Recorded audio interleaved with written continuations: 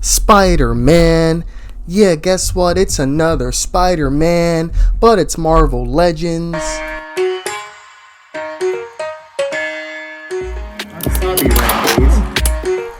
I don't know what rhymes with legends, cause I'm not a rapper, just a yapper. Used to wanna be a trapper. Now I'm collecting action figures, trying to stack these figures, but instead I'm spending my figures on buying more figures. Go figure.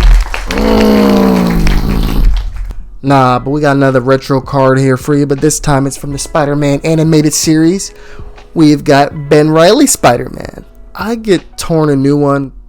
Pause. That's your first warning, fam. Every time I open one of these retro card figures, I feel like someone somewhere is crying on the inside, like there's somebody like, how could he do that?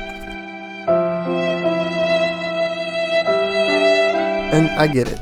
I saved them to some extent, but if you actually saw how they look, you'd not be happy. Either way, I'm going to try to open this a little bit differently. Maybe I was just going to do it off camera.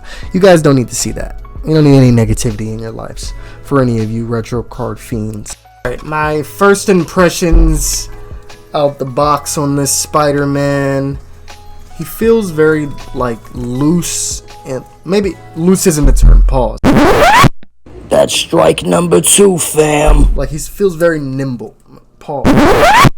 Honestly, I give up, fam. Like, in a sense, it definitely feels like it has great range of motion. And you can definitely get him in, like, very bendy, flexible poses.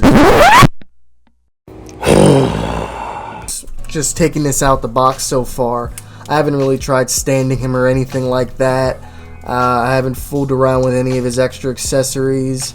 I will say I like it. I mean, yeah, the head feels like it's attached pretty good.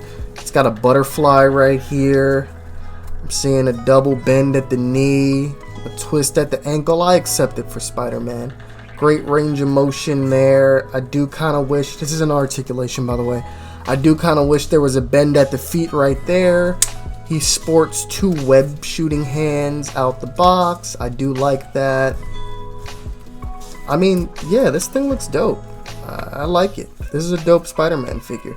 I mean, nothing kind of tops so far what my son, he got this, what is it, like, I guess it's like the always on the shelf version of Spider-Man. It's like the Iron Spider one, or one of the suits, I forgot which one. That one's pretty nice, it's not bad. I like the range of motion on that figure and its flexibility. I think it looks good doing most poses.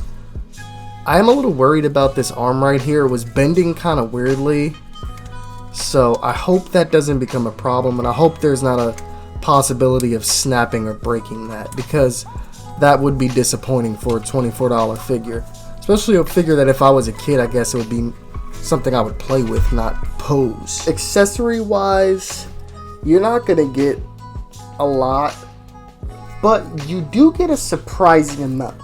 So I wasn't giving, any web accessories. I wasn't given any, tools or objects or anything Spider-Man would have handy.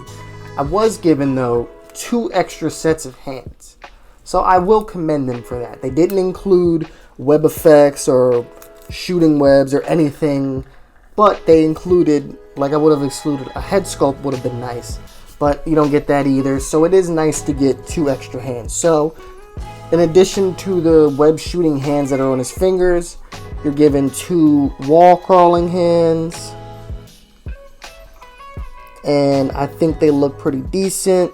The paint on them isn't too terrible, so I'm pretty satisfied with that. And you're also given 2 fists. Paint's not terrible, it's pretty decent. It is what it is, but I do like having the option, because having the option is always nice. I was a little late to this retro line of Spider-Man figures, mainly because I didn't see when they released, or I was too focused on the Iron Man. I'm kind of mad because I do wish I was able to pick up a couple of these before their prices raised to some exuberant prices that I don't feel comfortable spending on Marvel Legends. like the normal variation of Spider-Man, I think it's going for like 60 right now, or 50. I think I saw it, or one of them I saw going for like 80. Yeah, that's not happening for a Marvel Legends figure. $50 to $80 for Spider-Man figures is wild if it's not going to give me SH Figure Arts or MyFX or Hot Toys or even Mezco. Well, not Mezco or Hot Toys. We'll exclude them. You know what I mean by like the articulation. Nonetheless, I really do like this figure.